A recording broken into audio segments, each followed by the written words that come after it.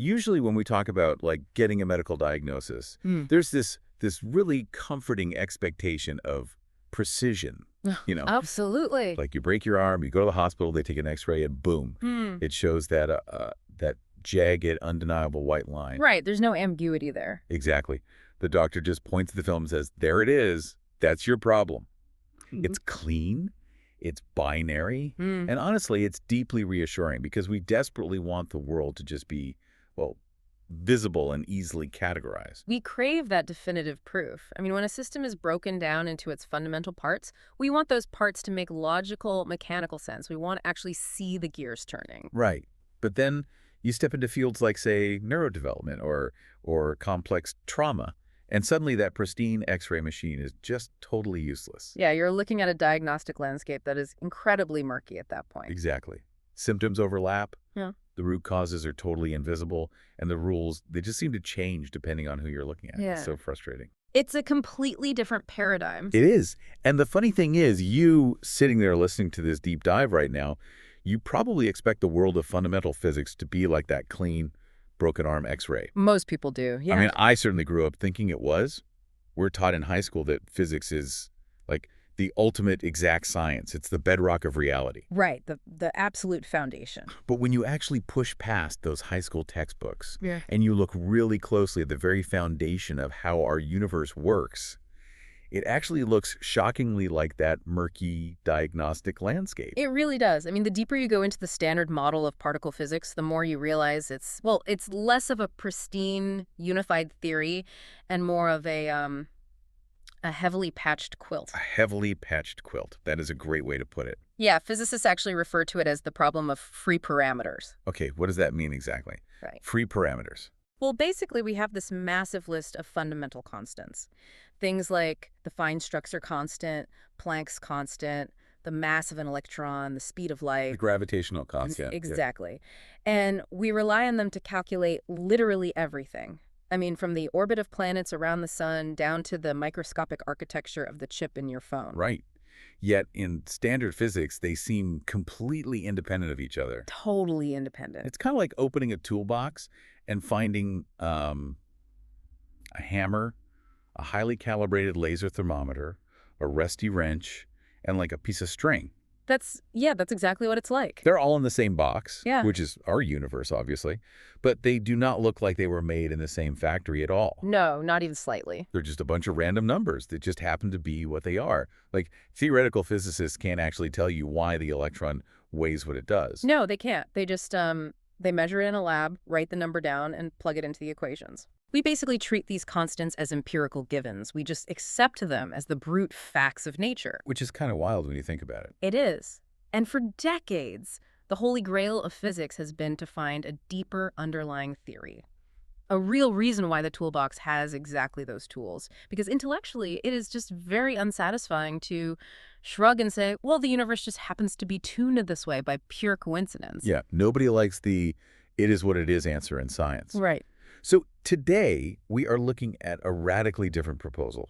One that basically attempts to throw out that whole messy toolbox altogether. It's a massive paradigm shift. We're exploring this really fascinating academic paper by engineer Mulam bin Yaslam al-Ashwal.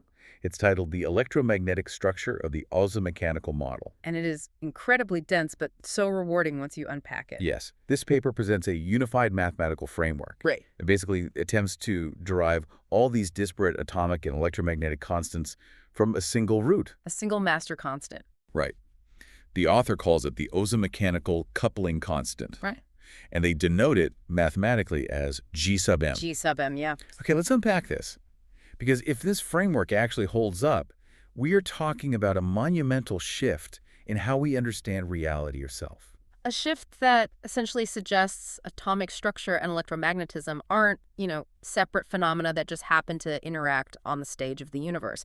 Right. The framework argues they're actually manifestations of one deeper underlying coupling structure. We're moving from this universe of isolated coincidental numbers to a universe of strict geometric necessity. Strict geometric necessity. I love that.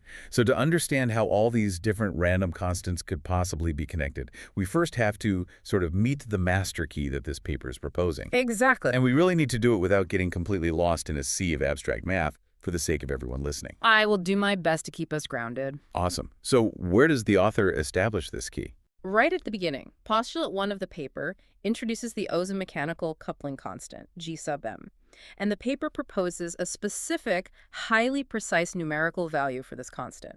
Okay, what's the number? It's roughly 1.514 times 10 to the 29th power. Okay, I'm going to stop you right there before we get bogged down in all the decimal places. Let's talk about what that number actually represents in physical space. Like, what are the units attached to G sub m? The units are cubic meters per kilogram second squared. Wait, hold on. Cubic meters per kilogram second squared? Yep.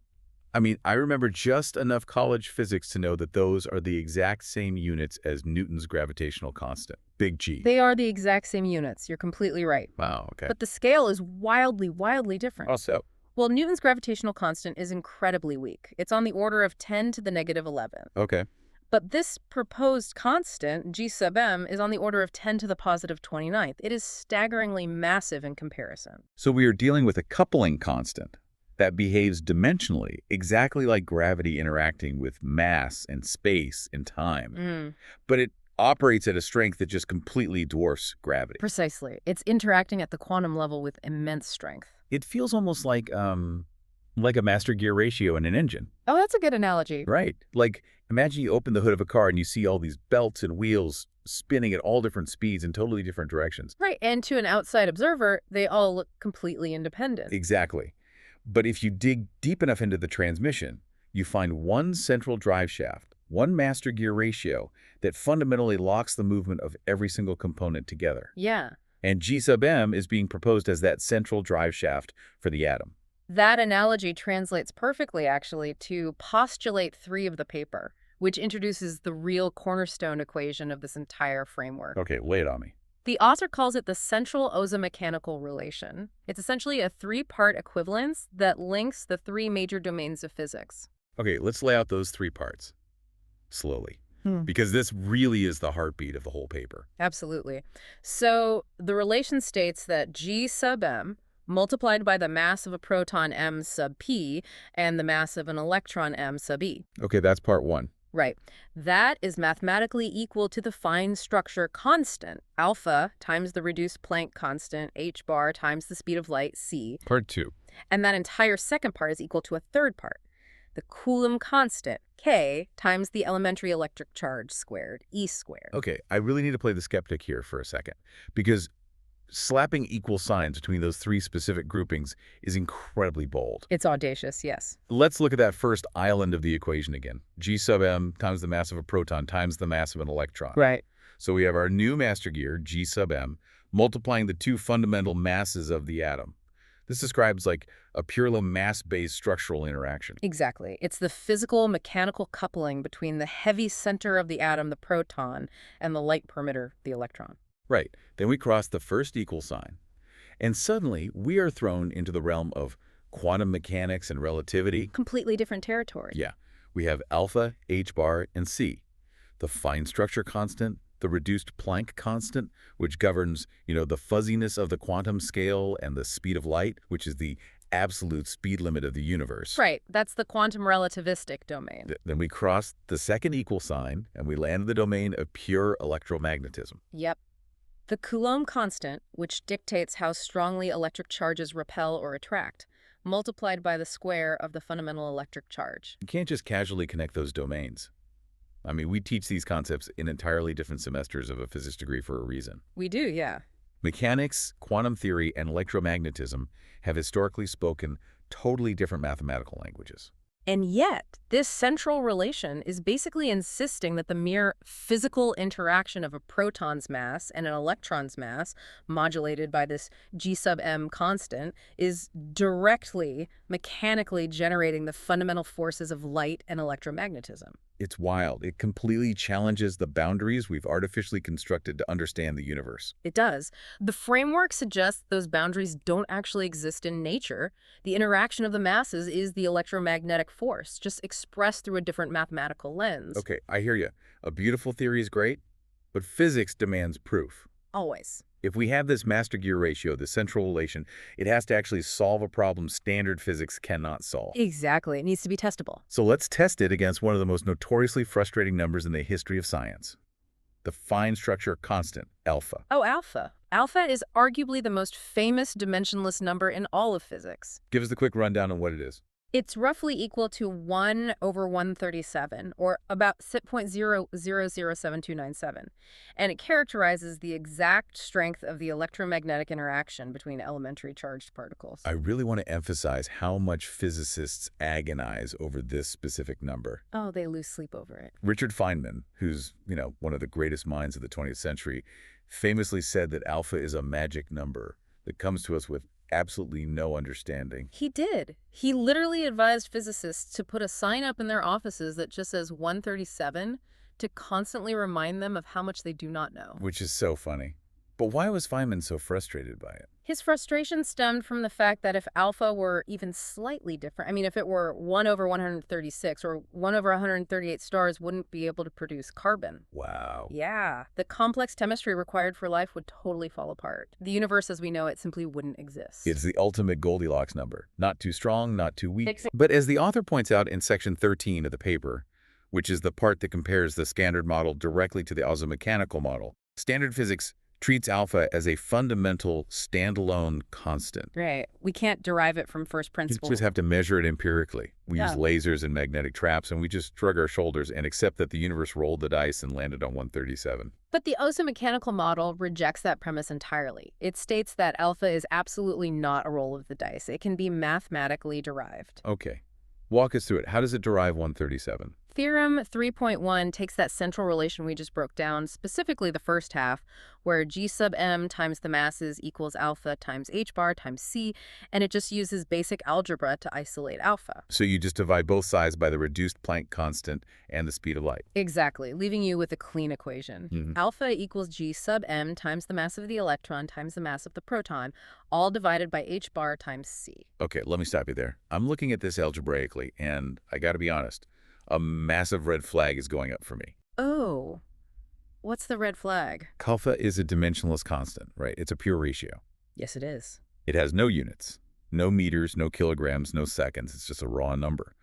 But the equation you just gave me, G sub m times mass divided by Planck's constant and the speed of light, that is a blender full of dimensional constants. It's a lot of units, yes. How on earth does mashing together kilograms, meters, and seconds pop out a pure unitless number? Yeah. If the units don't cancel out perfectly, the entire theory collapses right here, right? You're absolutely correct. That is the ultimate test of any unified theory. But the unit cancellation here is actually quite beautiful. Let's walk through it together. Okay, let's do it. Remember the units for G sub m. Yeah, cubic meters per kilogram second squared, m cubed, over kilogram times squared.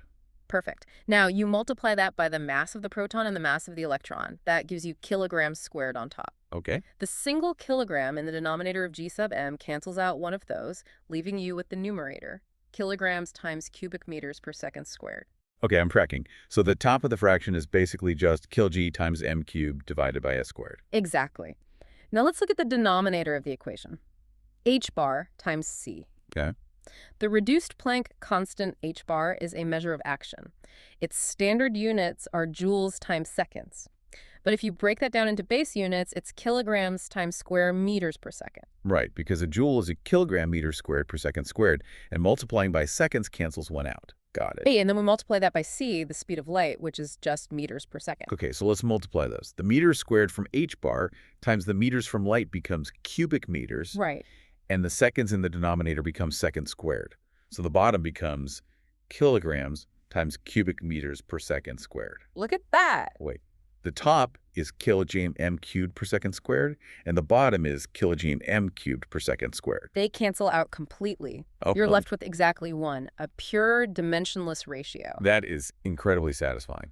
Isn't it? The dimensions prove that G sub m perfectly balances the interaction between mass, quantum action, and the speed of light. But okay, algebraic elegance is one thing. That's great on a whiteboard. But does the actual math produce the right number. It does. The paper provides the numerical verification right there. When you plug in the proposed value of G sub m, the established mass of the electron, the mass of the proton, Planck's constant, and the speed of light, the equation spits out 7.29735252569284 times 10 to the negative 3. And how does that compare to the experimental value, like the one we get from the world's most advanced particle accelerators and metrology labs? The experimental reference value is 7.297352569228 times 10 to the negative 3. You've got to be kidding. Nope. The calculated value matches it flawlessly. The relative error is approximately 0. It is accurate to the absolute limits of our current experimental precision, 11 decimal places. 11 decimal places. I mean, that completely takes this out of the realm of, an interesting coincidence and into something truly profound. It really does. It implies that alpha is not a random dial, the universe tuned by chance. It is mathematically dictated. The universe had to settle on 1/137. Yes, because of the structural relationship between the proton, the electron, and this underlying ozoomechanical coupling constant, it completely changes how we view the magic of physics. The magic isn't in a lucky number. The magic is in the geometry. Exactly. And once you establish that the fine structure constant is derived from this mass coupling, you have to follow the logical thread. Right. Because if G sub m dictates the fundamental strength of electromagnetism, the next question is, does it also dictate the physical dimensions of the atom itself? Precisely. Which brings us to the actual architecture of hydrogen, the simplest atom in the universe. Right, because if this coupling constant is the master blueprint, it shouldn't just explain abstract constants. It should govern the physical size of the atom, the energy it holds, and the light it emits. And the author tackles this systematically in theorems 4.1, 5.1, and 6.1. Okay, let's break those down. Using that exact same central relation we've been talking about, the model derives the Bohr radius, the hydrogen ground state energy, and the Rydberg constant. Let's refine an analogy here to help the listener visualize this. In standard physics, it's kind of like we're trying to understand a house, right? But instead of looking at the blueprint, we send out 3 different contractors who refuse to talk to each other. That's a great way to think about it. Right. So contractor A goes out and measures the physical footprint of the foundation. In physics terms, that is the Bohr radius. Exactly. The physical distance from the nucleus to the electron in a hydrogen atom's lowest energy state. Right. Then contractor B goes down to the basement, looks at the electrical panel, and figures out how much power the house consumes. That corresponds to the hydrogen ground state energy, which is the 13.6 electron volts required to rip the electron away and ionize the atom entirely. Yes. And finally, contractor C stands outside, measuring the specific color of the light shining through the windows. That represents the Rydberg constant. Right, which determines the exact wavelengths of light, the emission spectrum, that hydrogen either absorbs or emits. Okay, so under the standard model, these 3 contractors come back with 3 completely different numbers. We write them down, accept them as separate empirical facts, and just move on. We just add them to the toolbox. But the ozoomechanical model is claiming that we don't need the contractors at all. None of them. You can just look at the original architectural blueprint. The size of the house, the electricity bill, and the color of the lights are all mathematically forced into existence by the exact same architectural ratio, G sub m, the proton mass, and the electron mass. Let's look at how the model bypasses the standard method, starting with theorem 4.1. This is the derivation of the Bohr radius, denoted as R sub b. Okay. How does standard quantum mechanics calculate the Bohr radius? Well, standardly, to calculate the Bohr radius, you need the mass of the electron, Planck's constant, and crucially, you need the elementary electric charge. Which makes intuitive sense. It does. You need to know how strongly the electron and proton electrically attract each other to know how far apart they naturally sit. Right. Charge dictates the pull, which dictates the distance. So what does the ozoomechanical model do differently? It substitutes terms using our central relation. And the author derives a new formula for the Bohr radius. R sub b equals h bar squared divided by the quantity of G sub m times the proton mass times the electron mass squared. Wait a second. I'm looking at that new formula mentally, and the electric charge is completely gone. It's totally vanished. It has been entirely erased from the equation and replaced by G sub m and the particle masses. Yes. The physical size of the atom is shown to be a direct mechanical consequence of the mass coupling. The charge is just a byproduct of that physical interaction. That is mind-blowing. And again, the numerical results validate the math. The derived Bohr radius matches the experimental reference value with a relative error of precisely 0.000001203%. Okay, let me put that error margin into perspective for you guys listening. Because human brains are just terrible at visualizing percentages with that many zeros. It's true. A relative error of 0.00001203% is like measuring the exact distance from the top of the Empire State Building in New York City all the way to the Hollywood sign in Los Angeles. And your measurement is off by less than the width of a single human hair. That is exactly the level of precision we're talking about here. It's absurd. And that extreme precision continues. Theorem 5.1 derives the hydrogen ground state energy. The electricity bill of our house. Right. By substituting the central relation into the standard energy equation, it simplifies dramatically. The energy just becomes the mass of the electron times the speed of light squared times alpha squared, all divided by 2. Okay. And the numerical result? The numerical result is exactly 13.6056948 electron volts. Which perfectly matches the 13.6 eV standard that physicists have relied on for literally decades. Decades, yeah. And then Theorem 6.1 tackles the Rydberg constant, which relates to the light emission, the color of the windows in our analogy. Right. The derived formula, again, relies purely on G sub m, the mass of the proton and the mass of the electron, and the numerical result yields that exact same microscopic relative error, 0.00001203%. The consistency across all these derivations is what makes it so compelling to me. It's not just that one formula worked out by some mathematical fluke. Right. It's the entire structure. Yeah. Imagine the theoretical rigor required to formulate one central equation that flawlessly predicts the physical size of the atom, the energy required to break it apart, and the specific spectrum of light it emits. It's just, I mean, it makes the standard model look like a patchwork quilt stitched together with duct tape, whereas this looks like a seamless fabric. It's elegant. But we can't stop at the atom. We can't. No, because atoms do not exist in a void. They exist in empty space, what physicists call the vacuum. Right. If this model is truly a master key, it can't just explain the isolated structure of hydrogen. It has to explain the vacuum surrounding it. This is where things get really expansive, I think. Because as you said, empty space isn't actually empty. It has properties. It has a specific thickness or resistance to forces. Exactly. And in Section 7, the author moves from the structure of the atom directly to the electromagnetic constants of the vacuum itself. There are 3 defining constants here. The Coulomb constant, A pi, the vacuum permittivity, epsilon naught, and the vacuum permeability, mu naught. Okay, to ground this for the listener really quickly. Vacuum permittivity is essentially how much resistance empty space offers to an electric field. Right. And vacuum permeability is how much resistance it offers to a magnetic field. Exactly. And together they actually dictate the exact speed of light, right? I said they do. But in standard physics, these are, once again, fundamental properties of the universe that we just have to measure and accept. Right. But in the Ozoomechanical framework, they are mathematically derived. Of course they are. The Coulomb constant K becomes G sub m times the proton mass times the electron mass, divided by the elementary charge squared.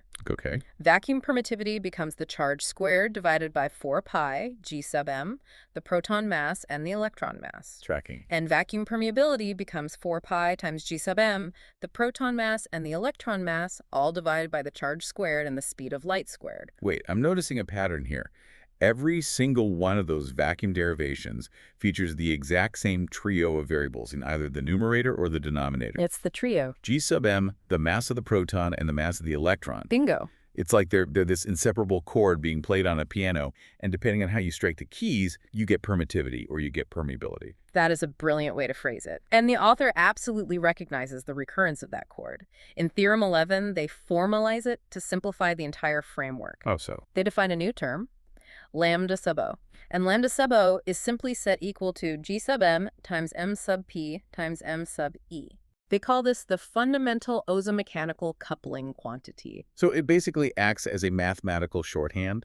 Instead of writing out the full mass coupling interaction every single time, you just drop in lambda sub O. It is a shorthand, yes, but it is far more than just a shorthand.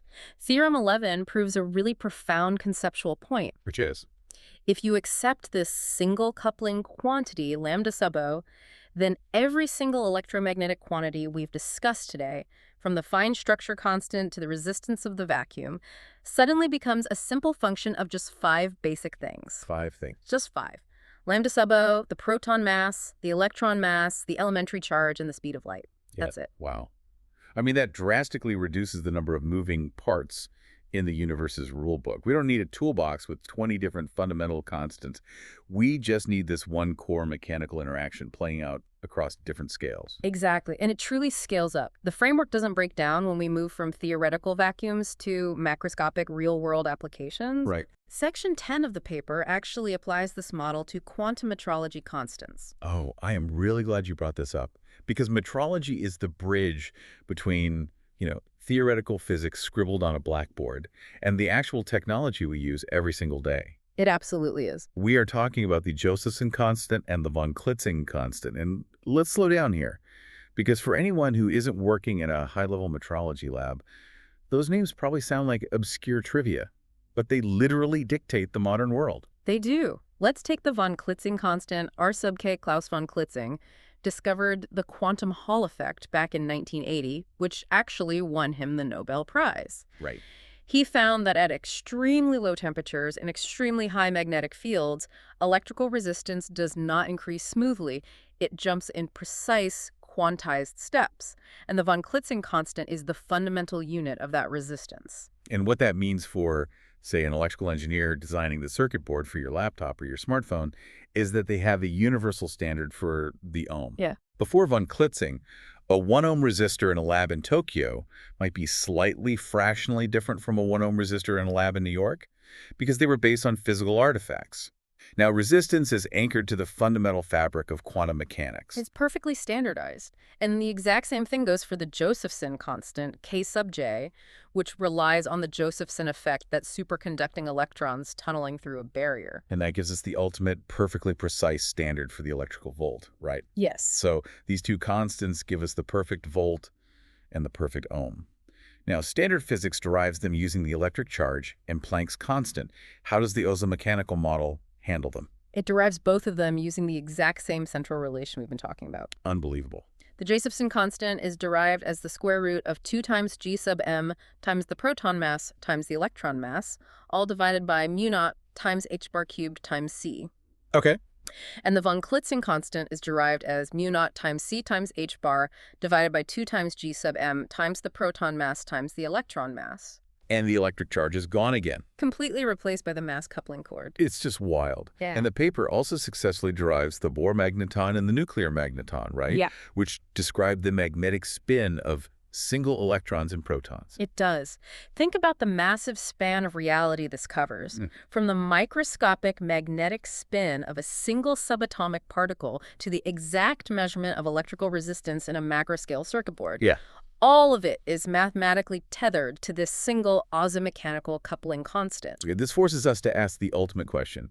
We have seen the math perfectly align. Yeah. We've seen how the units cancel out flawlessly. We've seen how G sub m can derive the size of an atom, the energy of a photon, the impedance of the vacuum, and the resistance of a wire. Right. But why? The big why. Yeah, why do the physical masses of the proton and the electron hold this incredible power? Why are they the specific keys that turn the G sub m lock? To answer the why, the author actually takes us all the way back to the beginning of the paper, to postulate 2.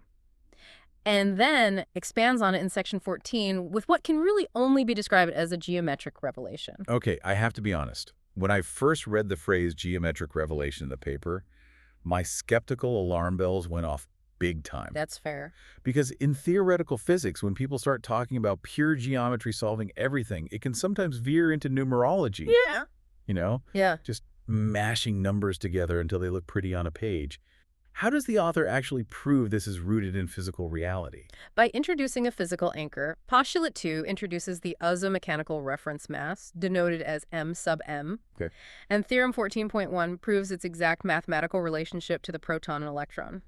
The equation is m sub m equals the square root of the quantity, proton mass times electron mass divided by alpha. Let me visualize this. So the reference mass equals the square root of the proton mass times the electron mass, all divided by the fine structure constant. And the paper provides a numerical value for this reference mass, right?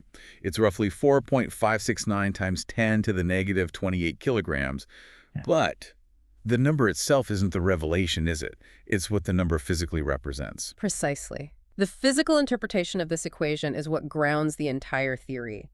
This reference mass, m sub m, represents a fundamental balance state. A balance state. Yes, you have the incredibly tiny mass of the electron on one side and the much larger mass of the proton, which is about 1,800 times heavier on the other. Right.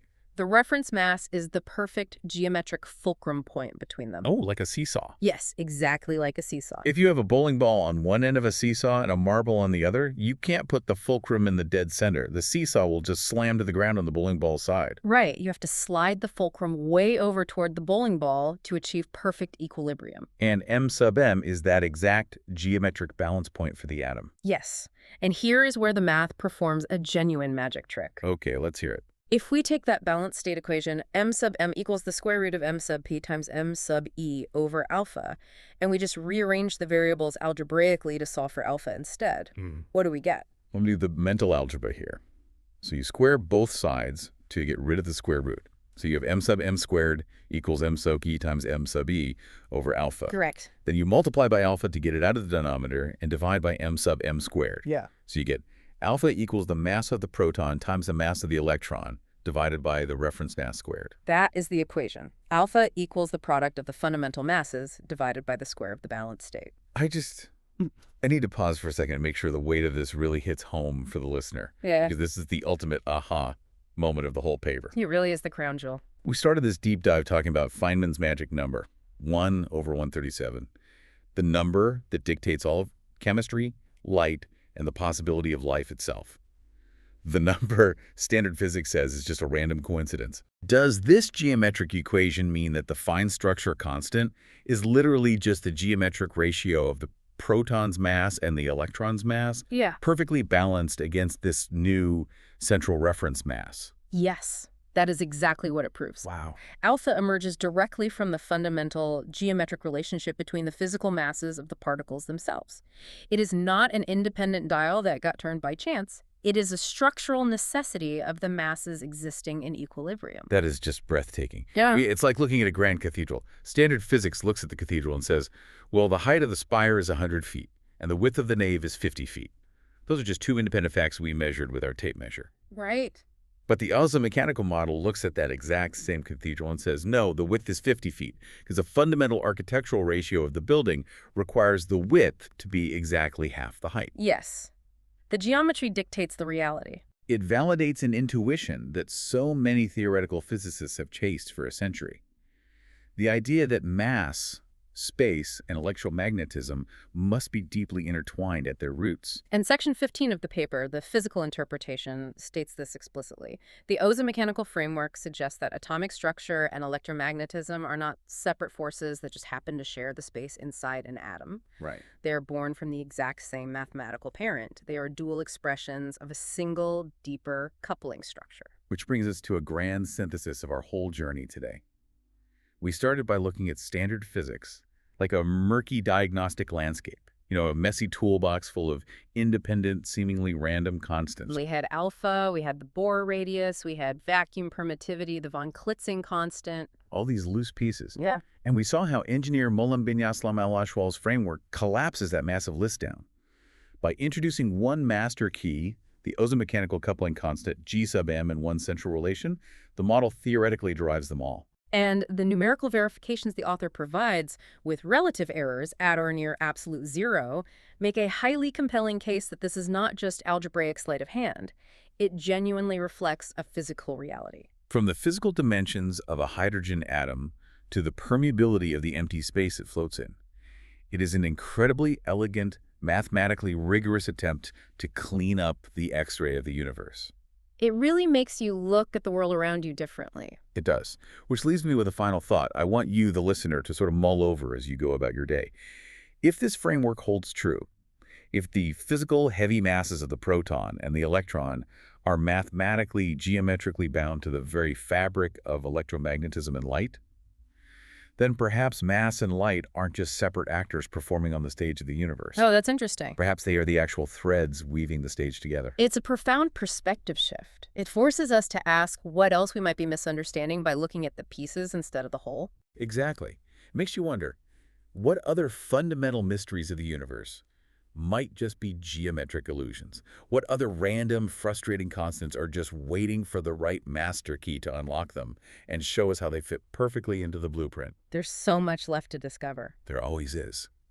We started this deep dive talking about a broken X-ray machine and a murky diagnosis.